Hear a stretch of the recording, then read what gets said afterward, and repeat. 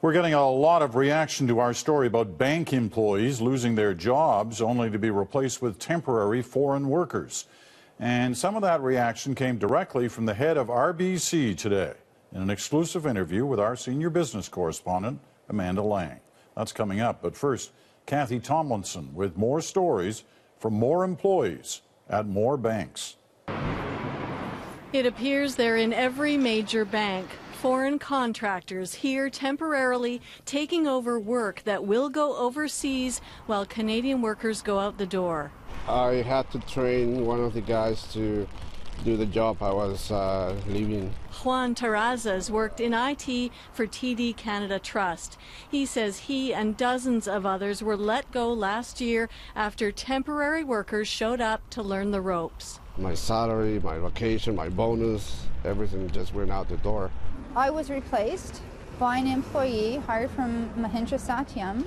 Same story from Lisa Cobo, but at Scotiabank. She was on contract when the manager of this Indian outsourcing company here temporarily told her she was gone. You know, they often told me, we're here to make money, and then we're going to go back to India and have a great life. RBC terminated Gail Tedford's job last year, she says. Similar circumstances. I don't care what RBC says.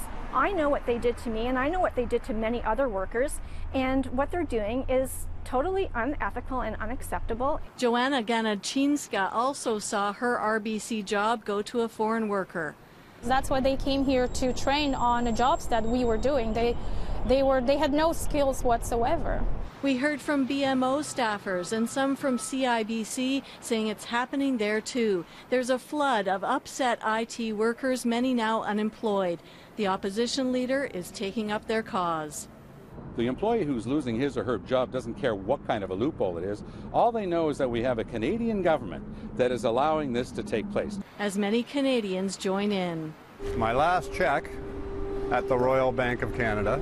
Brian Sear is just one bank customer expressing his outrage by closing his RBC accounts. It's outrageous what we're doing to our country.